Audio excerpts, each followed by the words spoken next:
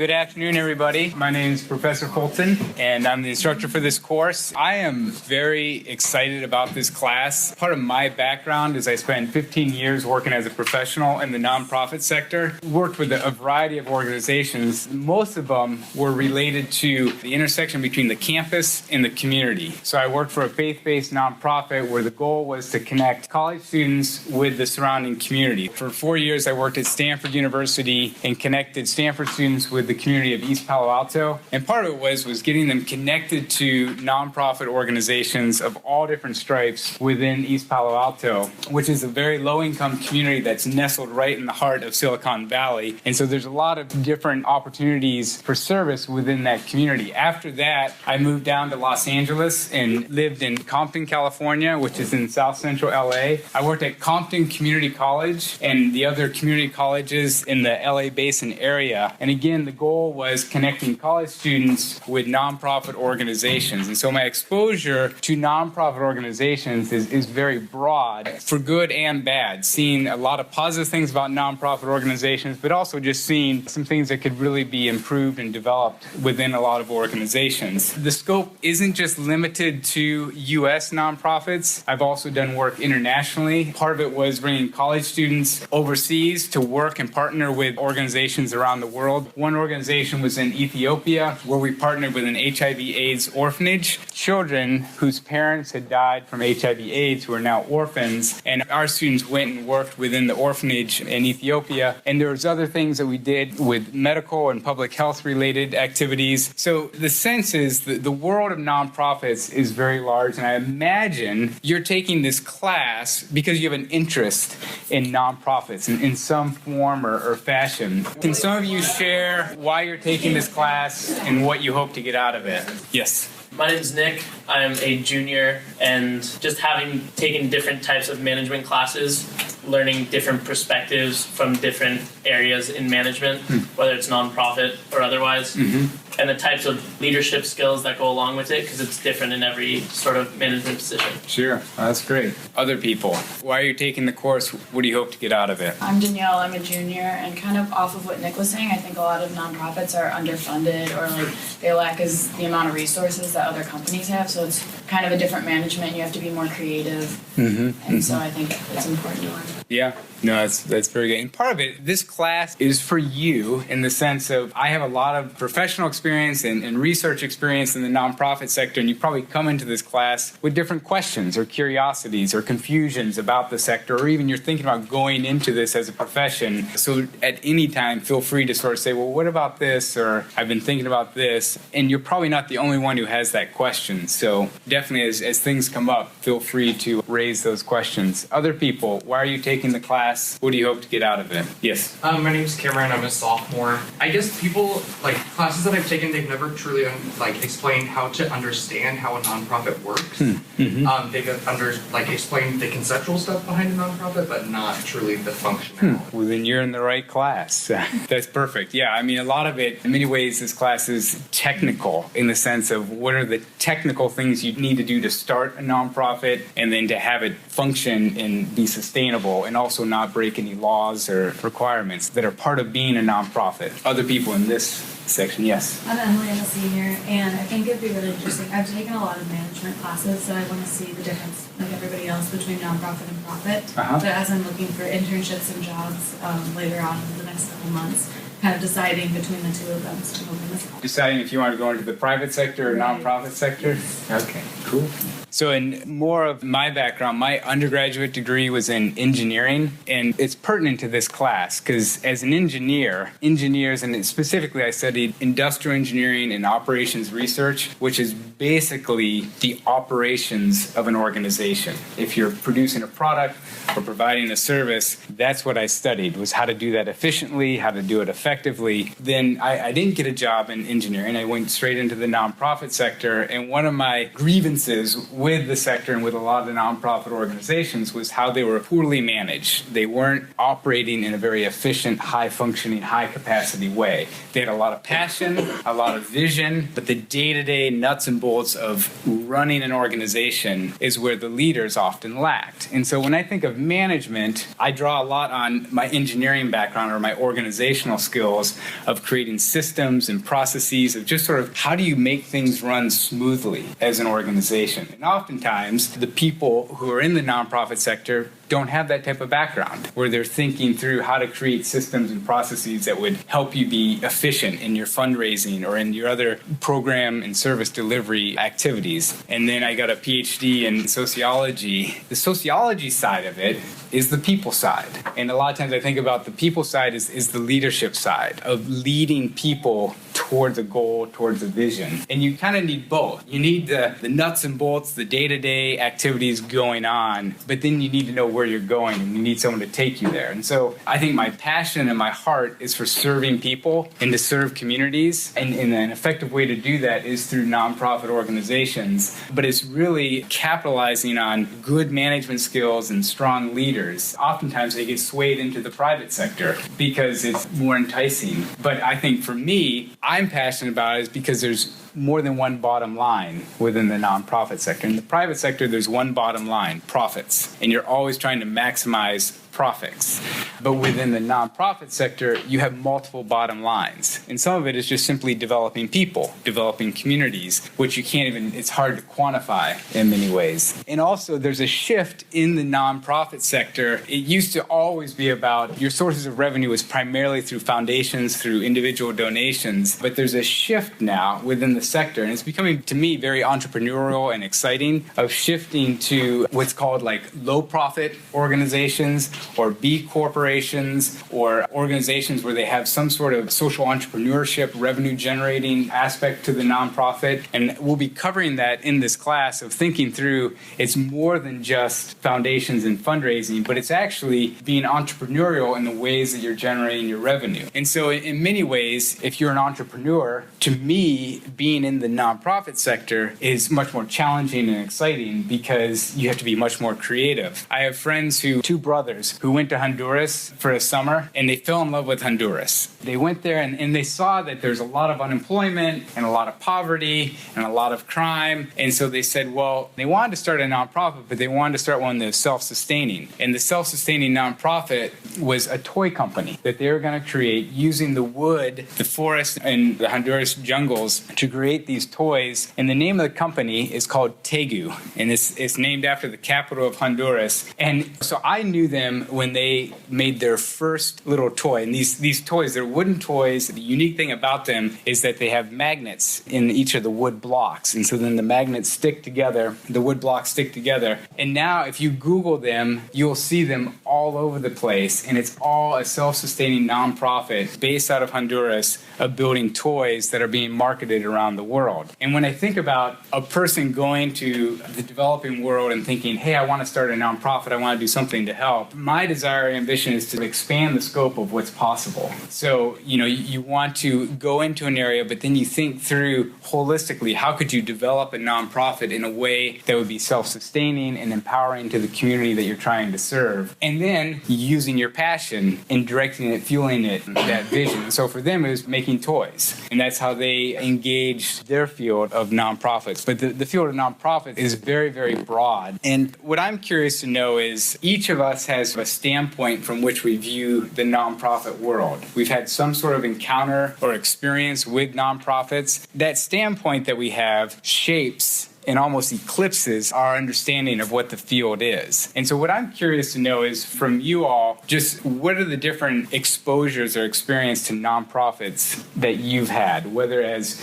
being a client of a nonprofit or being a volunteer at a nonprofit? What types of nonprofit organizations have you had experience with? Yes. I interned for the Ronald Reagan Foundation in Sioux Valley, California, so that was my exposure to that. But they have no problem with fundraising. Endless amounts of money, all the big donors. So, and what did you do for them? I was just an intern with the education department. So Okay. I helped out with the kids, and it was a good experience. So you're on the side of figuring out ways of distributing money to nonprofits. Yeah. So that's a whole other side of the nonprofit sector is the foundations back there. What's your name again? Sydney, sorry. Sydney, okay. Last semester I was an intern for PALS, People and Animal Learning Services. Here in Billington, and I was a development intern, so I learned a lot about fundraising. I wrote a couple grants. I helped with their big, it's like their main event. I learned kind of it was my first real exposure to the managerial side of the nonprofit. So, and that was pets and animals, did you say? People and Animal Learning. Cool. Yes. I interned at Monroe County United Ministries, which is a local Bloomington nonprofit. I was also the development officer, so I helped plan their biggest food drive. So it was a big fundraiser, but just for food around the county. And then I also helped write grants and fundraise, and kind of just had a hand in all the administrative stuff. That's kind of cool. So you got exposed to the whole breadth of what they're doing. It's good. Other people, yes. Hi, I'm Maddie. I was a global ambassador for the Thirst Project for 2014 and 2015. So I guess my whole viewpoint has been from branding, and getting the whole mission and values out to people so they can take action and help out with the fundraising. And what is Thirst? The Thirst Project is based out of LA. They are essentially so it's a little bit difficult to explain because right now they're the only nonprofit that's going about ending the world water crisis through fundraising solely. And the only way they can do that is because they have a group of board directors who have enough money to sustain the whole nonprofit themselves. And so all of the money that's fundraised goes directly into their mission. So my job was to travel to different places in the United States and South America and tell them about what we're doing, and how they can help and get students involved at different colleges and universities.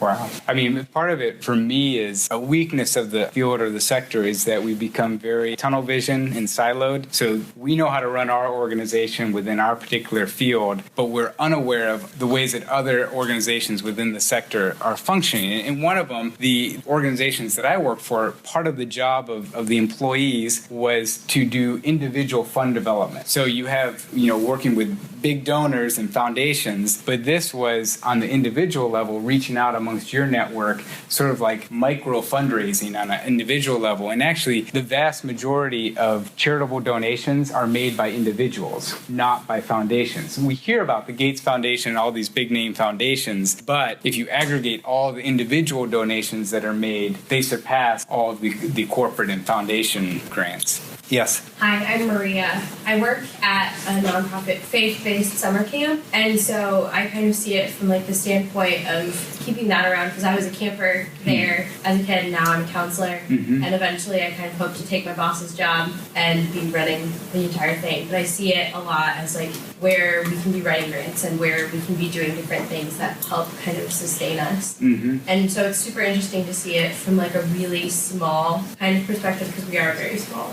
Yeah. And you bring up an important point that's not fully covered in this class, but a very large and overlooked sector of the nonprofit field is religious or faith-based churches and organizations. In fact, churches or congregations are by far the largest, most ubiquitous group of nonprofit organizations. There's over 350,000 churches, and you go into any community anywhere in the U.S., and there's going to be a church. There's going to be multiple churches. And even though their primary purpose is not necessarily service providing, they actually play a huge role in bringing about volunteers and providing resources, funneling resources to the community. So again, if you're working with a nonprofit and you come from a more secular orientation, you might completely overlook the fact that all the churches within a particular community as being potential places of resources to get your goals and objectives accomplished. Yes. Kind of going off what you were just saying and what you were saying earlier, through high school and my beginning of college, I volunteered at an organization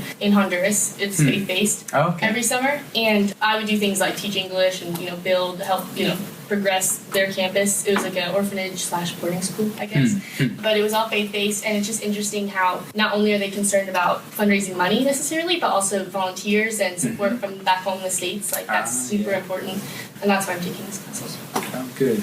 Yeah, and that's another interesting complication thing. If you have an interest in, say, a country in Africa, it's actually best to establish the nonprofit in the U.S. and then bring the resources over there versus trying to establish a nonprofit in Nigeria or some country where it's logistically very challenging. And then the donations, if you're trying to get a large amount of donations from U.S.-based foundations, they're not going to be able to give as easily to an organization that's incorporated in Nigeria. So in many ways, you have to have your foot in both places. You have to be in the U.S. and understand how the U.S. nonprofit laws work, but then how do you take that and bring it into an international context? So it's good to sort of know these things ahead of time versus sort of charging out there and saying, okay, we're going to incorporate in this country, in Nigeria or whatever, before you realize, oh, there's actually a lot more incentives and benefits to establish and incorporate in the U.S. As we enter into this course, my first challenge to you all is to recognize that your view of the nonprofit sector is highly, highly influenced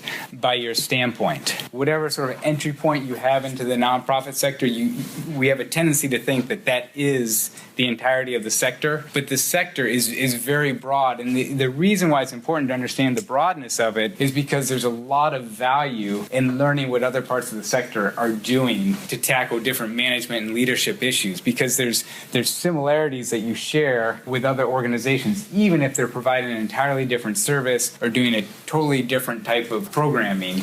They still have fundamental needs that are true for all nonprofit organizations. And we're going to watch a short video that attempts to show you the breadth and the scope of the nonprofit sector. And as you watch this, it's going to throw a lot of statistics and big numbers at you, and it'll probably be overwhelming. But what I want you to do is try and catch a few of them that stand out to you, and we'll use that as a springboard to talking about the nonprofit sector. So this will be just giving you a sense of what's out there, and pay attention to certain things about the sector that either you didn't know about, or that was surprising, or maybe that was depressing, or maybe something that just resonates with you of like, yes, that's exactly why I want to go into this field or to learn more about this field. So again, that was like a fire hydrant exposure to the nonprofit sector, and it's just sort of a taste of what's out there. But what are some things that you observed or noticed that struck you? Yes? I'm a fine arts major, and it really struck me that only 4% goes to the arts. It doesn't surprise me. People don't think that it's that big of a deal to incorporate art. Sure.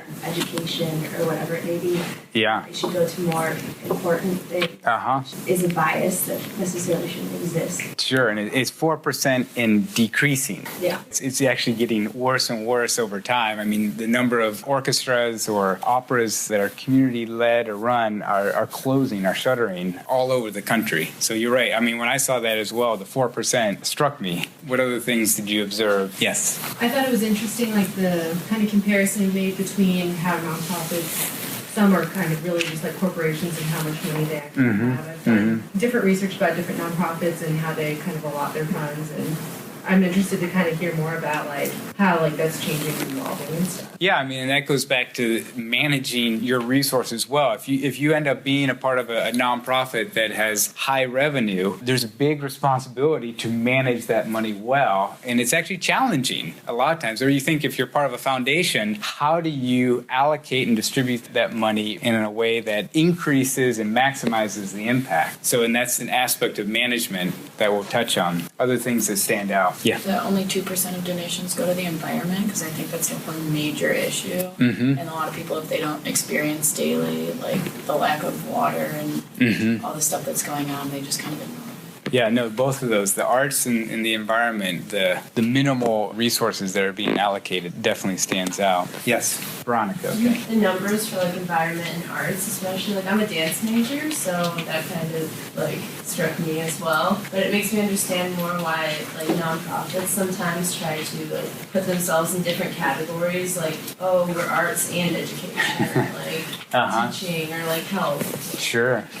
Yeah, arts and health. Yeah, no, and then that's the important thing to recognize is how are you branding yourself. And I even know it in the sense of the research that I do, maybe foundations aren't interested in this type of thing, but if I couple it with something else, then I actually open myself up to a whole new revenue stream of potential funding. So that's very important. I think a thing that stands out to me is just hospitals or healthcare organizations, the large number of those that are nonprofits, because we don't really think of hospitals as being nonprofits, or we don't even think of Indiana University, the education arena, as being nonprofits, but they are nonprofit organizations. Like Harvard University is a nonprofit organization. Even the NFL is a nonprofit organization. It's a professional association, and yet it seems to be doing quite well financially. It doesn't need to do much fundraising from my perspective. Again, there's aspects of the nonprofit sector that we tend to overlook or maybe just forget about as we're moving forward. The good thing is that part of this class will allow you to not only be exposed to the breadth of the sector, but also then to dig deeply into a particular part of the sector that you have a vested interest in. And so part of it will be a team project, which I'll go into more detail about, but it'll allow you to explore and dig more deeply into your particular area that you're passionate about and work with others in that. So when I think of this course, it's nonprofit management and leadership. And so just did a brief survey of nonprofits and what's that. Next is management. So if we think of like, what is management? Management is not a very glamorous thing. If you're a manager, or you think of the ways that managers are portrayed in TV or movies, managers are sort of these middle management people who don't have very glamorous positions. And oftentimes in the nonprofit sector, we are exposed to poorly managed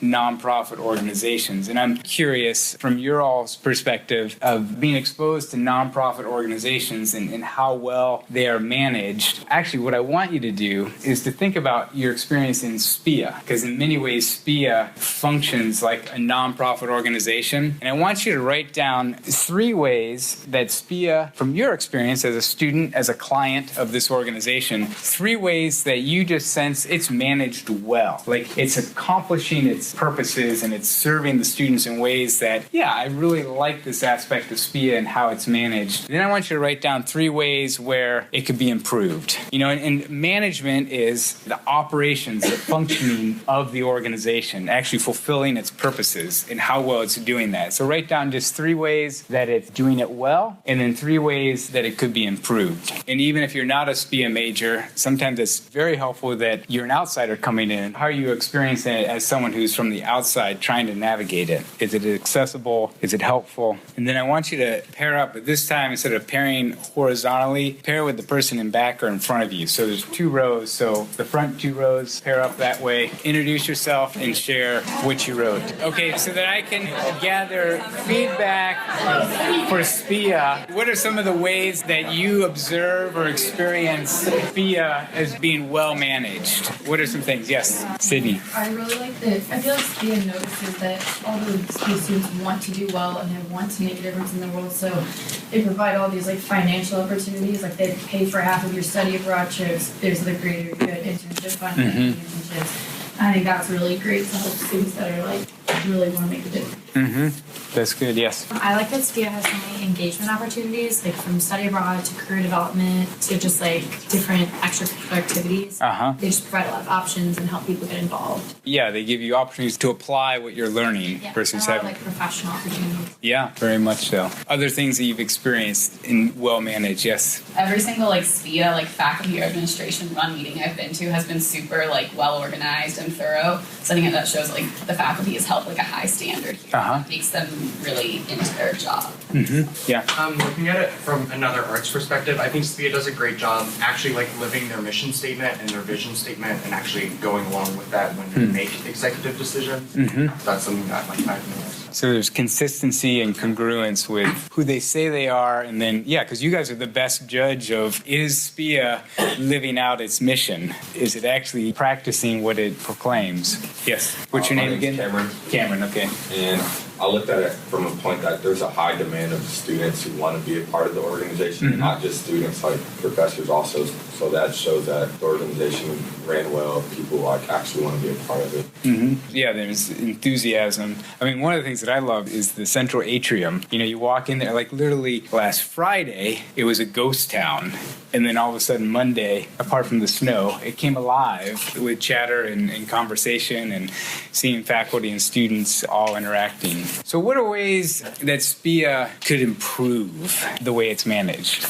As an outside perspective, I've heard a lot of bias against SPIA around the campus as opposed to schools like Kelly. And I'm minoring with a SPIA minor. Yeah. Had the choice between the two, and there's definitely a bias that leans towards Kelly as opposed to SPIA, which I find really interesting.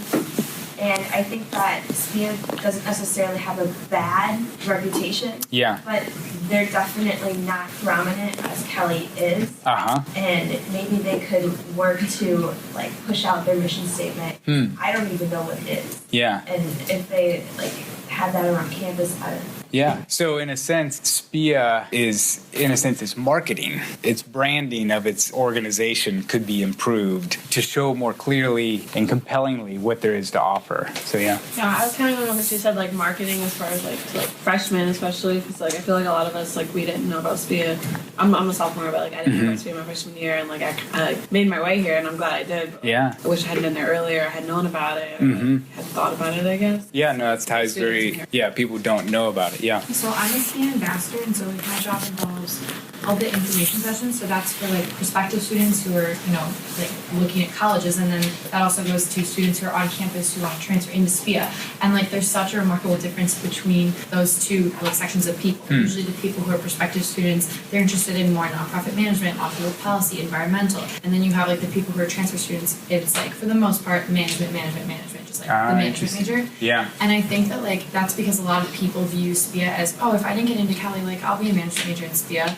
And I think that really needs to change. And I almost like feel like it needs to be the management like degree in SPIA should change, because I just feel like a lot of people see it as a cop-out, and like I think it should be something more that people aspire to do. Yeah. Well, SPIA can be a part of that, but that's almost like a larger story of how do you create a compelling narrative. I know for myself, with an engineering degree, most of my friends went into management consulting and those types of businesses. And I remember saying to myself, I was like, whatever job I do, I'm going to be working 70 plus hours a week when I'm first out. And I don't want to just be making money for another organization, but I want to be doing something that's significant and meaningful. And so that's what thrusted me into the nonprofit sector. I do find it interesting. One problem with the name of this course, or even the sector, the nonprofit sector, is very poor marketing to name yourself based on what you're not. That's sort of a problem, because then all the emphasis is on, so you don't make profit. But I liked in the video different ways of branding and identifying the sector. And from my perspective, I call it the social sector, where you're caring about the social environment of your community. And I've noticed that other places have adopted that way of presenting the sector. Like Stanford University has the social sector leadership program. And so it's, again, if you're an aspiring leader and you're thinking, like Emily is, do I go into the private sector or the nonprofit sector? Well, if I said, Emily, how would you feel about becoming a social sector leader, a leader within the social sector, in a way that could be inspiring of like, yeah, that's actually what I want to do, and how that lives out, I'm not sure, but that's what I'm interested in. So yeah, a lot of it is thinking through how are we talking about the sector or marketing the sector. What other things, just in the mundane nuts and bolts, pain in the butt types of thing about SPIA that is just poorly managed? Maybe it isn't, but maybe you have bumped up against things where you're like, this is frustrating. Yes? They do have like a good website, but I think that they can make improvements, because I know that I've had difficulties like finding things on like the website sometimes. So maybe, like that's like a stupid little thing that like if someone can't find what they want on like a website, like it might keep them from doing like looking for it at all. Yeah. No, and I mean literally with the syllabus this morning, I was trying to upload it onto Canvas, and my thing, that little circle thing that just keeps the circle of death, it just kept doing it. And so then I closed down Firefox and then reboot it, and so I was like, it's stupid, but it's very frustrating too. It's not necessarily SPIA's problem, but it's IT and management. Yes. Closing the main entrance of the only building of SPIA the day before second semester begins. That's true, but it'll only be closed for 5 years. Yeah. While construction is taking place. So, well, and I felt bad. A student came up to me yesterday, and she's like, "How do I get out of here?" And we were in the first floor, and I was like, "Okay, I know you can't go that way. I know that's blocked." And I was like, "I don't know. I don't know how to get out of here." So I know there's a way, but maybe they need big signs or something. Any other mismanagement or poor management stuff? Yes, Lauren. Not all the classes of SPIA are in SPIA, which is it's got a spatial problem, and it's gonna be fixed when they add the grad student building on. Yeah. It's really annoying that you have to go across campus and. That's true. especially if you have back-to-back classes and you're having to hustle across campus. Yes? I was gonna say, like, their whole part of their mission is, like, conservation, but, like, you go to a lot of the bathrooms here, like, the toilets are still running, or, like, the faucets are dripping because they're, like, a little outdated in some of the bathrooms still. Yeah, good observation. I mean, a big part of management within nonprofits is this idea of incongruence, and it's basically where you're misaligned with what your mission and goals are and what you actually are doing, or ways in which you counteract what you're trying to accomplish as an organization. So there's nonprofit, there's management, and then we transition into leadership. And to me, this is the most important, because management is the internal functioning of the organization. It's making sure everything runs smoothly and that there's as few glitches as possible, that you're efficient, that it's a smooth running operation. But if you don't know where you're going as an organization, if you lack the leadership, then you're really good at just kind of spinning your wheels. You know, it doesn't matter what you're doing. And so the leadership part is, to me, the critical element of nonprofit management and leadership. In leadership, I see it in two forms. There's leading the organization. What is the organizational goals and objectives? And so how do you lead a large organization? But then the other aspect is people, leading people. And those are two different things. And so when you think of being a leader, and I would estimate that most of you in this room are leaders in some capacity or another. And leaders aren't necessarily born, but they're developed.